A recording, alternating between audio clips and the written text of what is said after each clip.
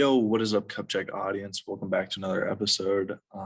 I'm here, and today I'm going to be answering the age-old question for this year: is Trea Turner worth the first overall pick? So, looking at it, the first round breakdown. If you look at the slides here, you can see across all platforms, Trea Turner is consistently ranked the number one player, according to ESPN, Fantrax, and Yahoo. Three of the major fantasy platforms. So getting into it, Trea's number one because he led the league in hits in 2020 and 2021. That's something that's pretty hard to do. And he also finished third in stolen bases in 2021. And last year, according to ESPN, he was the most valuable player, leading the league in PR with over one PR point. The next best player, Bo Bichette. And he also led the league in total bases, which is something that's pretty hard to do as well. So ADP over the year, so 2016, Trea Turner was kind of like a late round sleeper. And if you got him in 2016 in your dynasty league or just regular league, you were pretty happy with the results because since then he's been a consistent second or first round pick. And this is the first year that he's really gotten into that upper echelon and like the number one range. So how important is the stolen base really? So I looked into my league that's been running for 6 years and just kind of wanted to get an idea of how the first place team finished in terms of stolen bases in general. So what I found was kind of interesting. You don't really want to win stolen bases because that's going to take away really take away production elsewhere if you have too many guys that are just speed guys and not power guys. So what I found was teams that finished in the middle of the pack, fourth, fifth, etc., seem to do really well. And that's probably because they have a good amount of speed so they can win the week when they need to. But also it doesn't really get them like falling behind in the other categories. So over here, just kind of breaking down how fast Trea Turner is. Look at the sprint speed, which is feet per second. So he actually tied Tim LeCastro at 30.7, which just shows you like he's going to beat out those low ground balls. He's going to be able to stretch singles into doubles and even find the occasional triple. But most importantly, he's going to be able to get from second to home on just a regular hit. Take a look at this video, which just really shows how fast Trea Turner is and how much of a difference it can make just having that elite speed and being able to like manufacture more runs. Turner's headed home. Here's the throw from Harper, not in time. You can count on one hand how many guys in this world score on that hit. Trea Turner's one of them, and the Dodgers lead 2-0. That is a one-hop line drive. A good throw home from a very strong arm, and he made it easily. It's unbelievable. With Harper playing shallow. Yeah. I mean, this is a bullet. Okay, so you read it, make sure now the fielders aren't going to get it. He's off to the races. I'm not sure Bryce Harper thought he would even go on that ball, so he kind of laid back on it and didn't charge it. If he comes through. This guy who just doesn't really get injured. As you can see, he hasn't really missed a whole lot of time. 2017 was his only real injury, and that like led him to like miss some time off the field, but he still ended up with 447 plate appearances. So he's still really contributed for the most part that season. He just had. So getting into his baseball reference, as you can see, Trea Turner has always been a really high average guy. When he burst onto the scene in 2016, he had 342, which is just really impressive to see as well. As you can see, the strikeouts per bat have also kind of lowered as he's gotten older. But so have the stolen bases. As you can see, he started off with 33 stolen bases for 300 plate appearances. I mean, that's just out of this world. And that's kind of why people were always thinking that he could steal like 70, 60 bags. And I think that those days are over of kind of hoping he can steal that many bases as the game's evolved. People aren't really stealing as much, but still getting like 32 stolen bases in 2021, really impressive. Stole 11 bases on his time with the Dodgers. So the Dodgers are going to let him run, which is really good.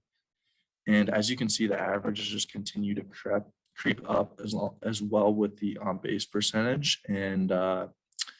And yeah, you can see in 2020, he led the league in hits in the COVID year. And then he also led the league in hits in 2021 with 195. So over here on the Baseball Savant, we can see it's not really going to like blow you out of the water. The 55 average exit velo isn't really too impressive. But at the same time, Trea Turner doesn't need to have maxed out exit velos to be productive because, when he hits a little squibbler to third or just past the pitcher, those are singles for him and they're not for the majority of players. And as you can see down there, he has the 100 percentile sprint speed because it's just him and Tim LeCastro at the very top of average feet per second sprint speed. But looking at the max exit velo, Trea Turner can still hit the ball really hard when he gets a hold of it, honestly. And kind of just like peering over at the spray chart, he is going to pull the majority of his homers, but he's a hitter that's also just going to kind of spray the ball all over the field and just find gaps wherever he can. So looking at the Dodgers projected lineup for 2022, after the recent signing of Freddie Freeman, this lineup is just looking terrifying. I mean, Mookie Betts leading off. A healthy Mookie Betts is going to be, he's going to be on base a lot of the time for Trea Turner, so there's going to be some RBI opportunities. And then just having Freddie Freeman, Turner, Muncy, Will Smith, Chris Taylor, and Bellinger, and even Pollock is pretty solid all behind him. Trea Turner is going to be getting driven in, and especially with that speed, he's going to be able to get a lot of runs. And, especially just Freddie Freeman being behind him, that means Trea Turner is going to get a lot of good pitches to see.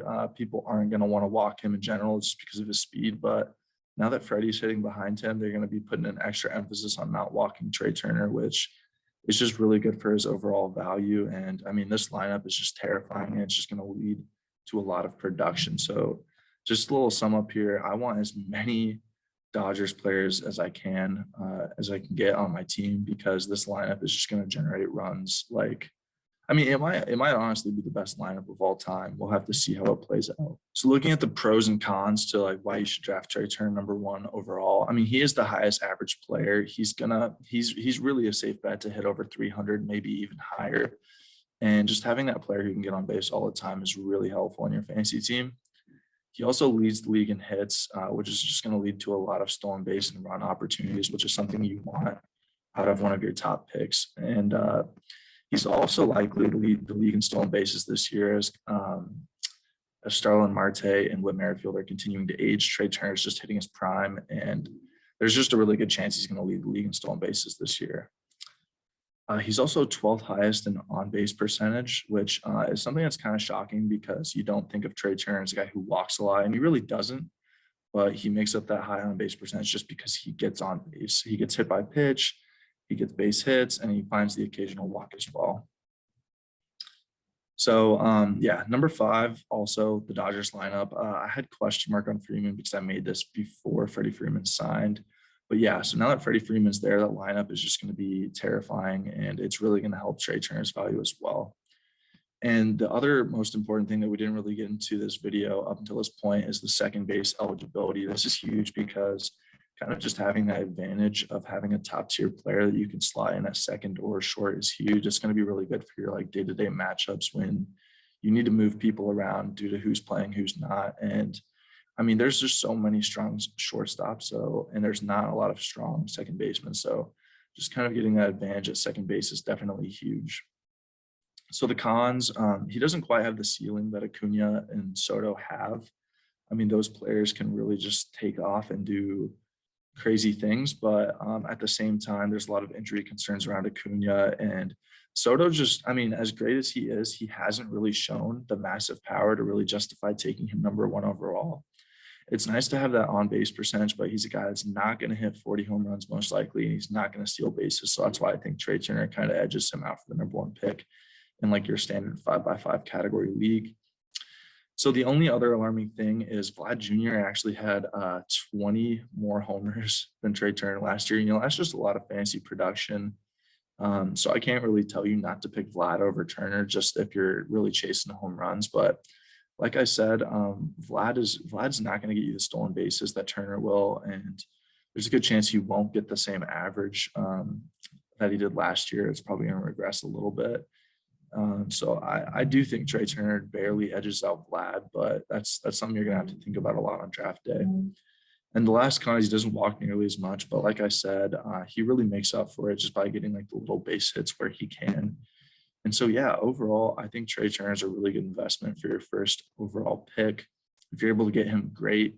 If not, it is what it is. You're gonna have a tough choice to make on draft day, but Trea Turner is going to give you a really good floor. He's a guy who's not going to get hurt. He's a guy that's going to give you day in and day out production, and he's just not really as risky as the other guys. So that's why I'm taking Trea Turner number 1 overall for 2022.